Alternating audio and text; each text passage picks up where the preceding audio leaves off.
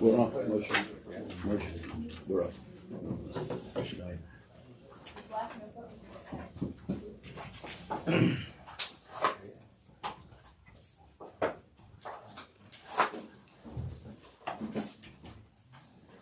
We were learning Torah from Rabbi Yochanan the Mashgiach in the yeshiva last week. I want to try to finish what we can from this before Yantiv.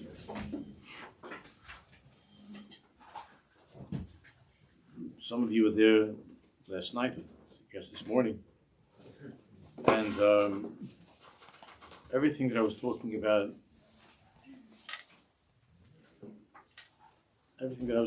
last night is really what Rabbi Yochanan is saying here in the nusach of the Bali Musa. On the one hand, David Melech is telling us, Kavir Hashem, Chazak v'yamis tipecha v'kavir Hashem. That a Jew lives in such a way of kivui b'Hashem, Kavir Hashem, to have hope in Hashem. Chazak v'yamis tipecha, strengthen your heart. I didn't thank the Panas, I'm sorry. Yeah. It's the Ilu Nishmas to thank the Parnas Hayom. Ilui, the sponsoring the Shir Ilu Nishmas Yisrael Eliezer ben Yeshua Pesach, the Nisham Shav and Aliyah, and of course the Rahmani family, the Shiurim Dachi Avinoam, his Nisham Shav and Aliyah, which only have Simcha in that. So Chazak v'yamis tivech v'kavir l'Hashem, and Chazal tell us that if a person davens and the davening doesn't seem to be working, that's the Kavir Hashem. Then Chazak v'yamis tibecha. Rashi says, Kavik vis Chazak v'lei timshach yodcha. Continue to have hope. Don't walk away from davening. Don't walk away from Hashem. V'kavir Hashem. The problem that Rabbi Yochanan was talking about is exactly what I was discussing last night. But he calls it the syndrome is Hanisha B'Yira Greda. Hanisha B'Yira Greda means that if a person is paralyzed, he is disabled by the knowledge that he has of his own averos. A person knows himself. A person knows his shortcomings, his mistakes, and because of that, everything inside of him tells him that he has no right to be able to expect this to work. He has no right to expect the davening to work, this whole time of the year to work. And as a result of that, there's a feeling of Yeush that people have. And that's why this time of the year is so difficult for many people, because they don't have this confidence, they don't have this bitochen, that despite anything that I might have done in the past, that HaKadosh Baruch Hu is Hamelech B'Sadeh, and HaKadosh Baruch Hu wants me to come back to him, and he's waiting for me to return to him. So Rabbi Yochanan calls this Hanisha B'Yira Greda. To remain in a state of Yira. Yira means a place of being afraid of the things that I've done wrong, and that those things that I've done wrong have disqualified me, have ruined me, and therefore the person doesn't feel like davening, doesn't feel like trying again. Just doesn't feel like it. Because I already were worried about this, and we learned last week, Gemara in Brachos, that Arba Dvarim Tzrichim Chizuk, the things that require Chizuk, and this is what Chizuk is all about. So on page Dalet, I hope you have it. It should be in your files. And Rabbi Yochanan, we're going to move quickly because I wanted to. The main point here is his definition of how to understand what Emunah is. What's Emunah? What does it mean, Emunah? So very quickly, on the top of page Dalet,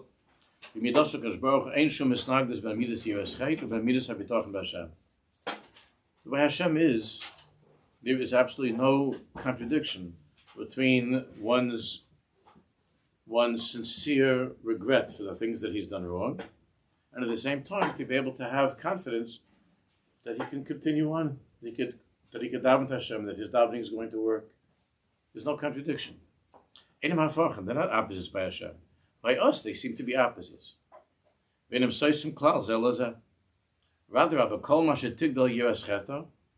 says just the opposite. The more God-fearing a person is, and the more a person is conscious of the mistakes that he's made, tigdal bitchayna, the stronger his bitachon that the only one that he could turn to is Hashem.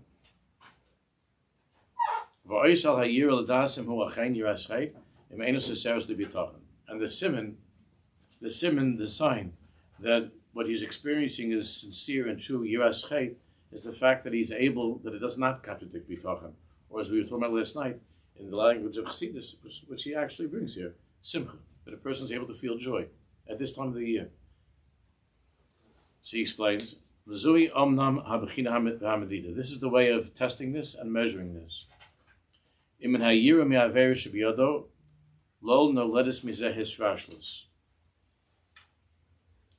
If, as a result of the person's yiras Hashem and his feeling of shame and embarrassment over the things that he's done wrong, if that does not lead to his hisrashlos, to becoming weak and to walking away, ela adrabah.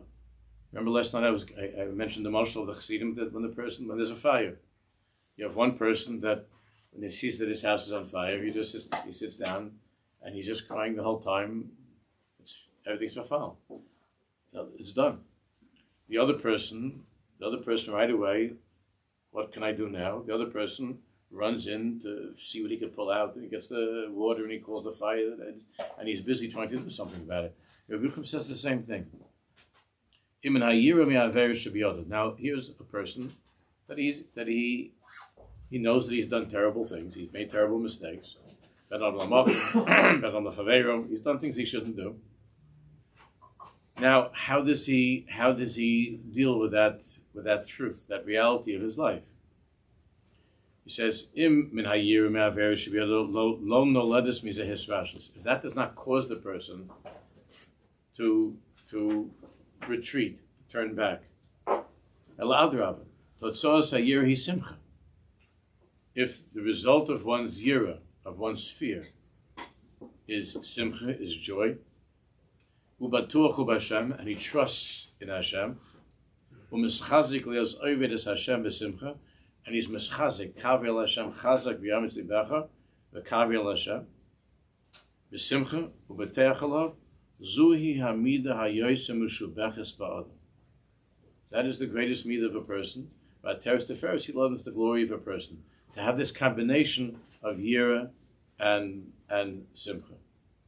So now he goes on, move over to just right across where it says, we'll skip a little bit because he's just explaining this a little bit more. And he said where it says, Kashim is b'neinim heitev. Now there's a sentence that's found for the Baal Shem HaKadosh, Susi Aleinu, and it's written in different ways, slightly different ways. But the Baal Shem Tov is explaining what is the ksiva and the chasima of Rosh Hashanah and Yom Kippur. We're all wishing each other now ksiva chasima tova. So we grew up with the big books, and the Gemara tells us that tzaddikim, beinanim, and rishonim, that there are three different types of books. The Baal Shem HaKadosh was Megala, and the Mezritch Maggid spoke about this, and all the Talmidei Baal Shem about this nakuda, they spoke about this nakuda. They said something that's sounds a little bit shocking. They said, Baal Shem HaKadosh said that the ksiva of Rosh Hashanah are the thoughts of a person. I brought rayos from this. I'm not going to go into right now. He said the ksiva of a person are the ksiva of Rosh Hashanah are your own thoughts. That means, Baal Shem Tov said, you have to be very, very careful what you're thinking about the whole 2 days of Rosh Hashanah. Be very careful. If you're thinking thoughts, the Baal Shem Tov HaKadosh said, of simcha, of bitachon, of determination to to change in a positive way, to do your best on your level, to make even some slight improvements. But the thoughts are thoughts that are strong, that are positive. If you're thinking thoughts about Hashem's Malchus and the Gilui of Hashem's Malchus, look, Hashem's Malchus gave us such a beautiful wink this Shabbos, Erev Shabbos, that some of the smell of the Rishayim was taken away from the world, and we see HaKadosh Baruch Hu is cleaning up Eretz Yisrael, and we're getting ready, Bez Hashem. We're getting ready. What's going to be beautiful things this coming year. If a person thinks machshavas, if he thinks machshavas that are positive machshavas, the Baal Shem HaKadosh says that's the ksiva of Rosh Hashanah. And that's exactly what's inscribed in the book. In other words, it's chaysem, like we say in San Tegev, chaysem yad kol adam bo. In other words, that whatever's written in that book, you and I have to chaysem yad kol adam bo. We sign off on it. We sign off. So if chas v'chalila a person is thinking thoughts that are pessimistic, and I'm worthless, and Hashem's wealth doesn't want to hear from me, and there's no point in my davening, and I did all of those averos, so what's the tachlis of any of this? And who knows, now Mashiach's going to come, what's the whole, and what's going on, and it's just everything is terrible, and if a person has all of those thoughts, then Baal Shem HaKadosh said that the chaysem yad kol adam, that you're signing the ksiva for that year, for your life, chas v'shalom. You could sign, God forbid, a person could sign a terrible place in the book for Chalila, a year that's not good, that comes from your own thoughts, and you signed it yourself. But if a person is mischazik with positive thoughts, again, that doesn't mean that you don't regret what you did wrong, but you can write it, and you try to change, and you're determined to try to make it better this year. Between you and Hashem, to be a better husband, to be a better father, to be a better friend, to be a better Jew. So that is the ksiva. Then you're writing that, and Hashem tells you, write in my book. You could write whatever you want. You could write. That's what Hashem said. You could write whatever you want. Here's the book. You write what you want. And if the thoughts are thoughts, if the machshavas are machshavas of Malchus, of Hamelech, and thoughts of moving forward in a positive way,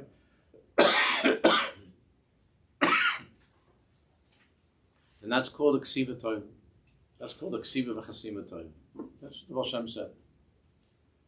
So this is how the Mashgiach now explains what Emunah is. Look inside. Kashim is burning them hated.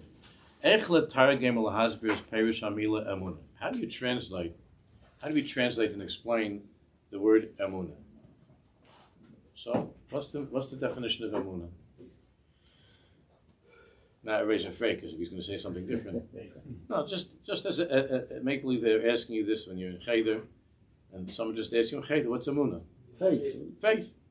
Faith, belief, faith, right? Which of course is true. When we want to understand on a deeper level the shirish, the root of this word Emunah. Roim ki eina mashenikra b'lashonenu gloiben. For the Yiddish speakers, you know that gloiben means faith. It means belief. It's not. He says eina mashenikra b'lashonenu gloiben. Really, the root of Emunah is not belief. It's not gloiben. It's not faith. It's not belief. Ella hamifta v'habir hayoseh nacham. The more correct definition of Emunah, the malchusa shel Emunah. The malchus of what Emunah is, what it really means is chosek, strength.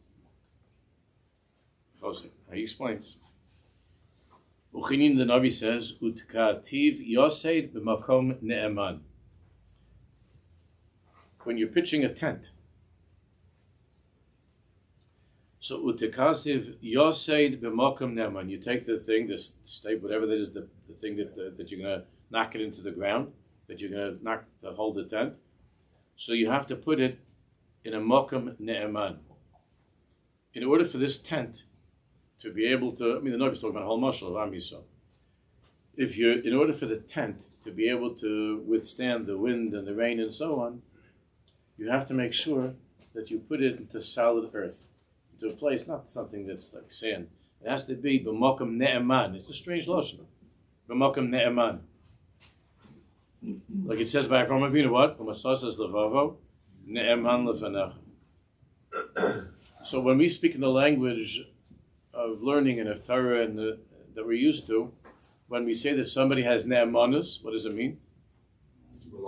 Reliability. Perfectness. Reliable. Ne'emanus. So the ground, the Navi is saying that Hashem has planted the Jewish people b'makom ne'eman. Makom shu ne'eman l'nishanim alav. Rashi explains that if something is knocked into the ground, it has to be so strong, the ground, that if you lean on it, it's not going to fall over. It's going to be strong. It's not going to fall.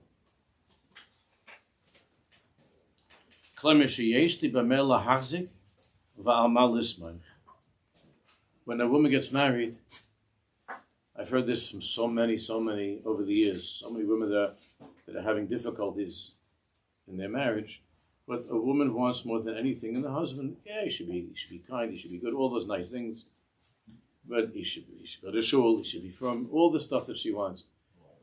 What she really wants more than anything is somebody who's reliable, somebody who's an ish ne'eman. Now that reliability translates in many ways. It means that she doesn't have to worry. How am I going to take care of the family? Because he has ne'emanis. He'll figure it out.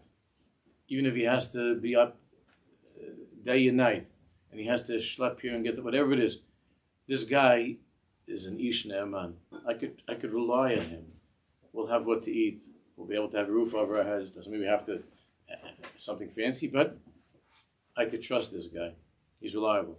As far as where his eyes are, where his heart is, ani ma'amina, because I believe in him. I trust him. She wants more than anything somebody who is trustworthy and reliable, somebody who she can count on. And the thing that women are suffering from in the most unbelievable way is more and more they're marrying guys who cannot be trusted. It doesn't just mean that the Chalila unfaithful. It's an interesting way that it's said in English, unfaithful.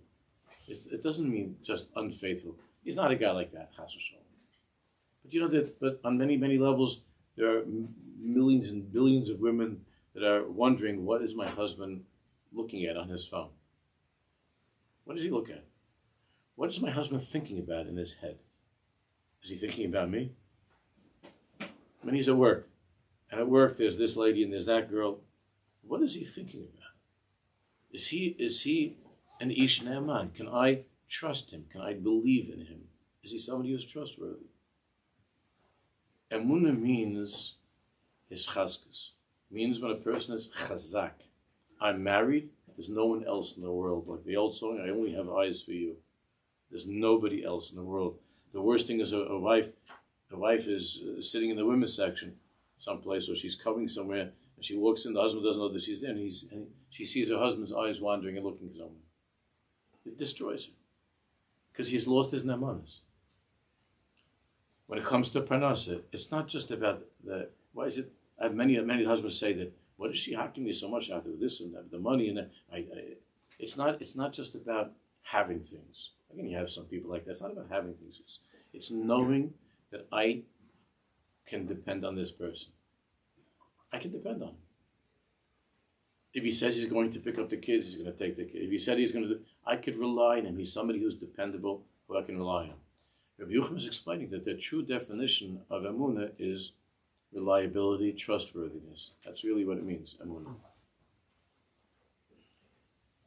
It's harder. One second. It's harder. It's harder than believing in Hashem, no? It's hard. What are you saying, Eitan? Exactly. How does that mean in Nemanis and Hashem? So, what the Mashiach is explaining in the context of what we're learning is that, and what I was talking about last night, is despite all the things that we've had in our relationship, that you and I have in our relationship with Hashem, ups and downs, back and forth, despite all of that, it's like I've often said by the Slichas, I mentioned the other day, a favorite line of mine from a very famous Jewish, I said on Erev Shabbos, from a Jewish musician, who said that Here I am, Lord. I'm knocking at your place of business. I know I ain't got no business here, but you said that if I ever got so low, I was busted. You could be trusted. If I ever got so low, I was busted. You could be trusted. Now, your father's a Levracha, my father's a Levracha. They might have had tinnitus with us because we weren't always the best boys. I mean, I'm sure you were, but I wasn't always the best boy. And there were things, and because of that, there were things that we did wrong, and there were ups and downs in every relationship. But there was never ever a suffix, that if I was busted or if you were busted, that he could be trusted. And that he's not going to say, take care of yourself, you're no good, you're no good. And it doesn't make any sense. Because it could be that your father's telling you 100 times the day before, Nudnik, you're lo yitzlach. Who needs you? I have no sweat. But in the end, it's like I said in the story, the story said, in the end, you're irresistible. It's a great story, isn't it? In the end, that's what it means. Hashem is ne'eman, which means, doesn't mean that I don't have, same thing with the father and the son. Doesn't mean that my father doesn't care if I should remain a nudnik. I have to try to be better. But when push comes to shove, if I ever got so low I was busted, who's going to come for you in the middle of the night? Who's going to take care of you? If not your father, if not your mother, who's going to take care? The whole world, all your friends, and they're all the best friends, and everybody's friends and buddies, and we're fabrenging, and we're kumsitzing, and we go fishing together, we tennis together, and golf together all in one day. We do all this stuff we do all the time. These are my buddies, my best friends. I can count on you for anything. Where are you? It's mommy's there. That's why I told somebody, I had a terrible shaila from somebody last week. There's a bacher in Eretz Yisrael, a bacher in one of the American yeshivas. And this bacher on last Thursday night,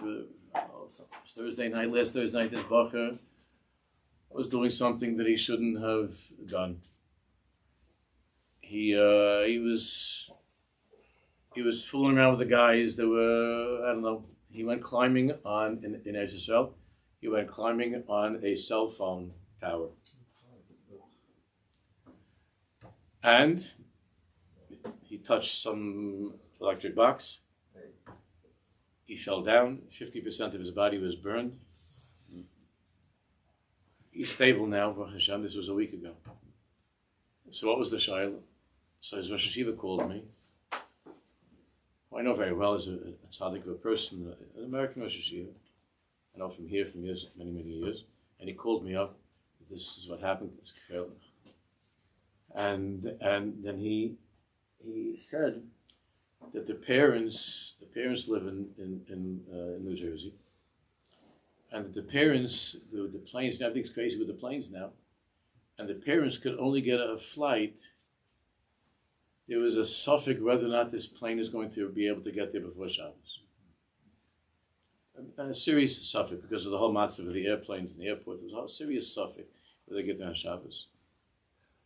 Other parents, so the Rosh Hashiva said, I don't know what the parents are asking me. What should they do? Could they come if it means coming on Shabbos? So what do you think I said? I said 1,000%. Because there's no friend or doctor on earth that could be there that would be stronger than the touch of a mother's hand. And I've heard that from people. And I saw a story about this with a soldier. Maybe you saw this when he showed it to me. I don't remember. There was a soldier that was in Tel Shomer, and his head to toe burned, mamish, burned from head to toe. And he was smeared with all this stuff. It's the most painful thing.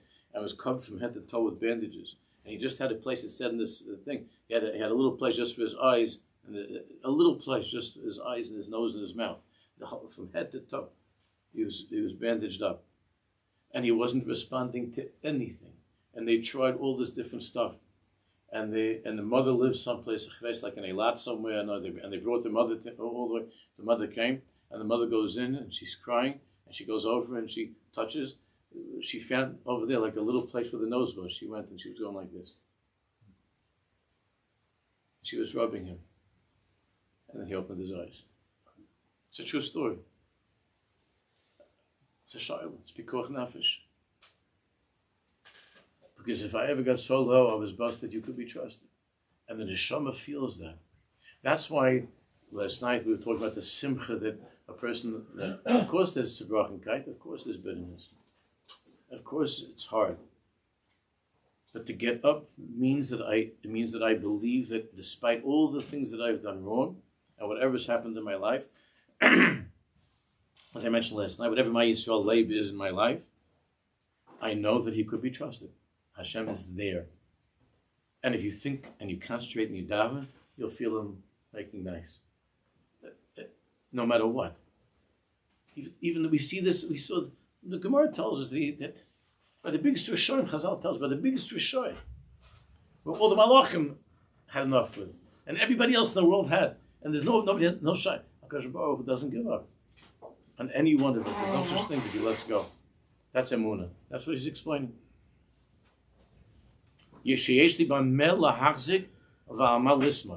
I have what to hold on to. I have who to lean on. What does it mean to be davuk to Hashem?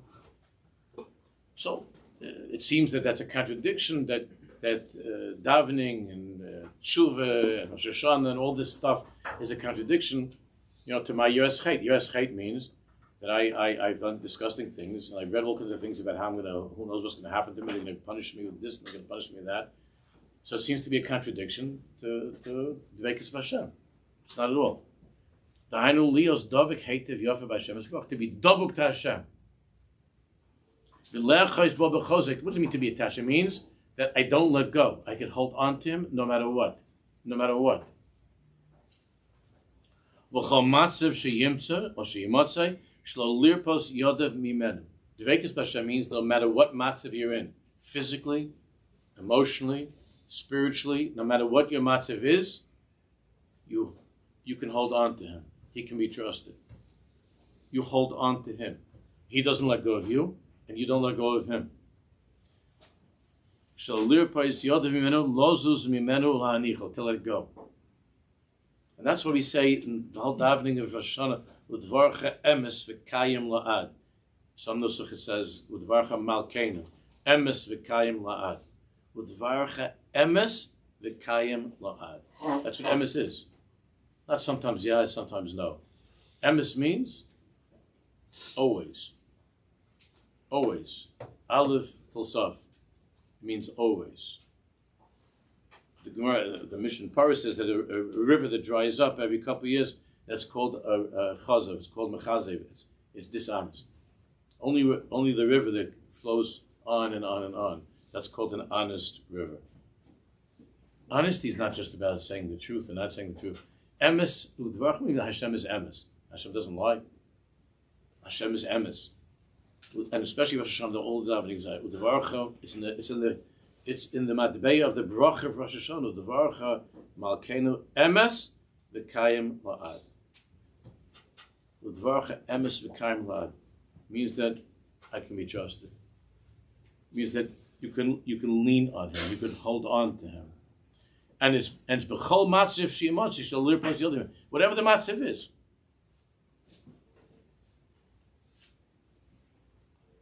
Lozis mimenu la'anicham. Zeh perish Emunah. And that's really the definition of the word Emunah. The deepest shorish of the word Emunah is his dabkus b'Hashem. Shemedabik atzmo b'Hashem. To bind yourself, to glue yourself, to attach yourself to Hashem. Va'oiches b'shmo kivyachim. And to hold on to Hashem's name. Ve'enu menich b'shum pan. Hainu chozuk v'davuk b'tachlis. To be so davuk. Ad asher b'shum oifen lo titachin bo kol tenuda. To the point that nothing will cause you to budge from that place of holding on to Hashem. Nothing will move you from that place. That's why I said last night that the Rebbe Rashab wrote back to the Tzaddik, I'm as Polybach, I'm shocked. If you're in such a place, now that doesn't mean that the Rebbe didn't empathize with this chassid. It doesn't mean he didn't empathize. But he said, but this is what a chassid is. It means that you've let go of Hashem. If you can't get up and go back to shul after shiva and give shiurim and be with the people, if you can't do that, it means that you've let go. How could that be? I know you're an Ehrlich Yid, you're a Chassidish Yid. What does it mean that you're letting go? There's no such thing to let go. There's no such thing. You're talking about kol tnuda, no matter what. You're talking about kol tnuda. It's the opposite of everything that's now that we talk about this all the time. That you have a guy, the second that something goes wrong, he doesn't go to shul for the next 6 months. No, God is not working for me. Yiddishkeit is not working for me. All these diburim. That everything is about weakness, about chalishas. But to be chazak and to trust in Hashem's trustworthiness. That's what it means to be a Yid. It means you get up and you continue on. And you do what you have to do. Look, you're talking about kol tenuda. Nothing changes. Nothing changes. Kol tenuda. You're not moved. You don't budge from what you're supposed to be doing. Vein kol davar ba'olam yochel hazizo afilu ziz kolshu. Nothing in the world can move you, even a tiny little bit drop, a tiny drop. Every day davening, every day tefillin. Every day. You don't move. You don't budge from that. I'm not feeling this way, I'm not feeling that way. It's the same thing with these husbands. Same type of personality. She can't trust the guy. She can't trust the guy. What did I marry you for? What do you do? You're supposed to do this, you don't do that. I can't trust you, I can't rely on you. Nimtza kiman nikra eno mamin. Therefore, what does it mean when you say that a person is eno mamin? So, no, that doesn't mean that he doesn't believe in God. Lo kmo shemur golem anu lohavin ki ha eno mamin hu anikra misha koifer chalila b'Hashem. Normally we say that a person is eno mamin, he's not a believer. It means that he doesn't believe that there's a creator, he doesn't believe in Torah Misinai, he doesn't believe in Mashiach, he doesn't believe in Schav Einish, he doesn't believe in Bechir Chavshis, he doesn't believe in Chesam Esim. Rabbi Yucham says that's not it. That's a symptom of a lack of Emunah. But that's not what it means not to be a mammon. That's the result, or it's the consequence of lacking Emunah. To go away from Torah, to go away from it. But that's not what an eno mammon is be'etzem. Lo kainhu, Rabbi Yucham says. Ela kol mi shenota af mashu. Yeah, this is a new definition. It means if you don't show up in shul that day, it's hard. Af mashu. Not because you couldn't show up because of something that happens, you don't feel, oh, God forbid, you can't show up, or they need you for something. What happens? No, it's because I'm not feeling it.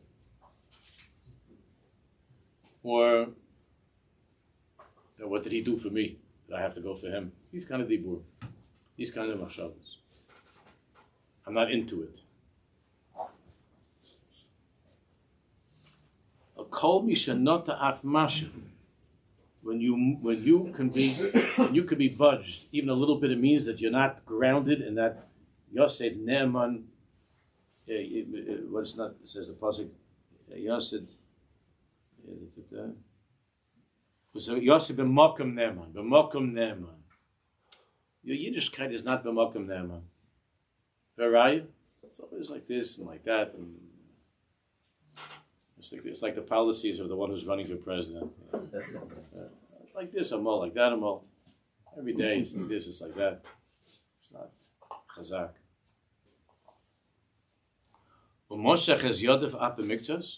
When you pull your hands away from the truth that you believe in, you're a believer. You believe in Torah Sinai. You believe in the Shulchan Aruch. You believe in all of this. but you can't be trusted to stay connected to it. That's already called Eino Mammon, a certain Madrega. Doesn't mean Chalila that the person is not because, but it's an Eino Mammon. That's the Sharish of what Emunah is. The Sharish of Emunah. There are people like that the guy, talk to the guy says, I'll meet you 11 o'clock on the corner of Maple and Vine. I'll meet you at 11 o'clock. Standing there 11 o'clock, 11, 15, 11, 20. And it wasn't because of an emergency. It happens a lot. It wasn't because of an emergency. There are people that are like that. You cannot trust them. Not that they're thieves, although oftentimes it trickles into that world also, with money. But lavdavka. You said that we're going to meet at 11 o'clock. Now, barring some sort of there's some, this happened and that happened. Again, I'm not talking about that everybody has this once in a while, but you have people that's how they live. You can't trust them.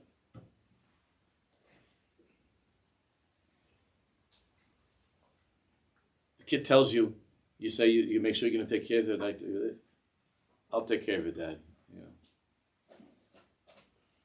I'll take care of it, Dad. Can't be trusted. It's not in them. Missing them on us.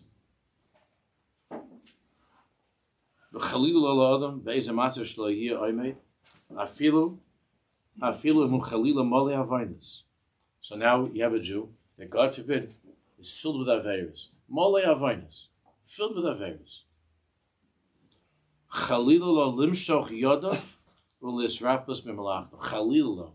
To miss davening. Chalilo to miss anything that he's his seder and learning. His charusa. And it's the same thing, like Eitan asked before. The Kadosh Baruch Hu, again, we don't see him with our eyes.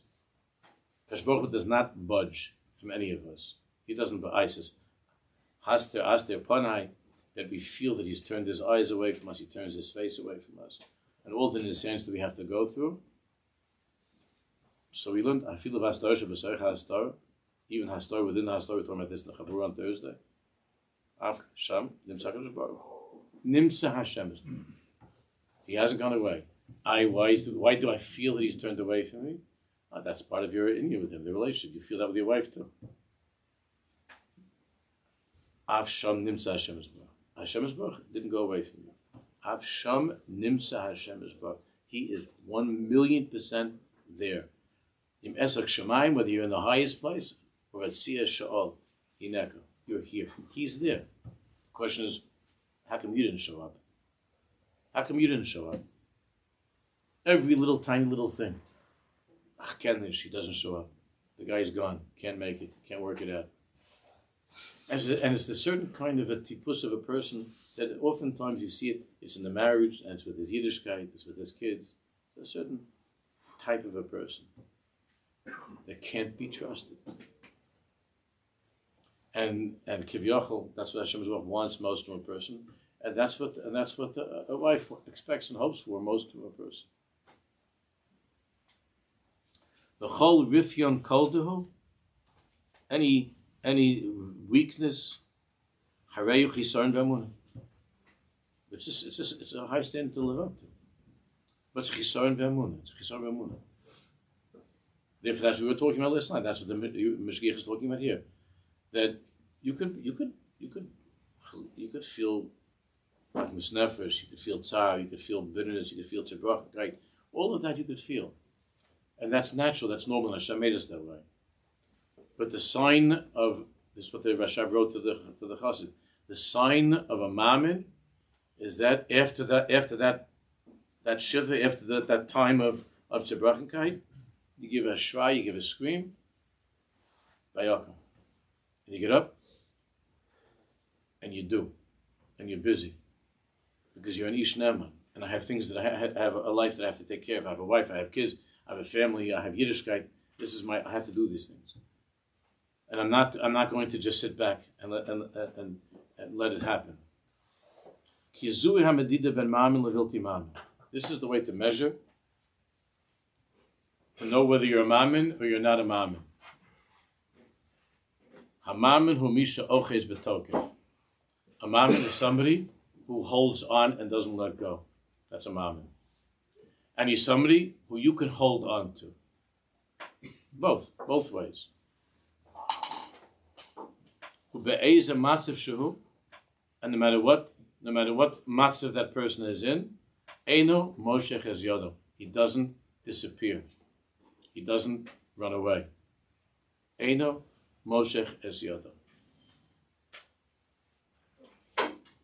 Ubilti mamen nikra kol mi she'oches berifyun yadayim.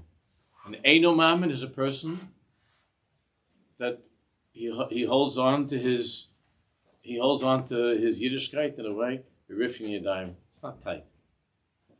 It's not tight. He doesn't hold on to it in a way. So something comes up, he lets go. Same thing in a relationship, a husband and wife. It could be, I love you, and he's the romantic this, romantic that. But when something comes up, you can't trust the guy. This is the most horrible feeling that women have, that wives have. These are the bechiyas, the things that are going on with that the men can't be trusted. What's that like? That a woman the husband's going on he says, I'm going to be away, honey, for 3 days. I got to go to Arizona, or I got to go to California on some business trip. They're having a big show for real estate. I'm in real estate. They're having a thing. I got to go.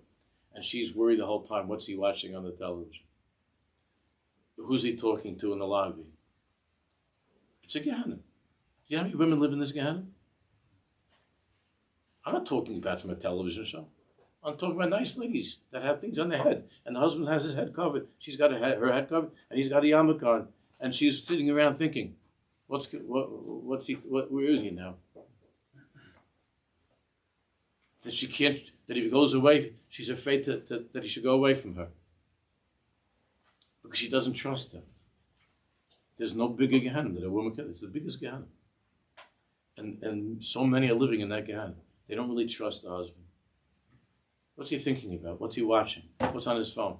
Let's look at all these women. That's why you have the guys that have to be careful where they put their phones, or to have two phones. One that he leaves on the table and she picks up and it just says dial a daf or something. All I find on my husband's phone. She's talking to her friend. She says, "Oh, what I found on my husband's phone." She says, "My husband's phone. It only has on the dial a daf. It's not called dial a daf. I don't know whatever. Used to be that 40 years ago. It all has on the daf yomi, whatever it's called nowadays. It just has the daf yomi.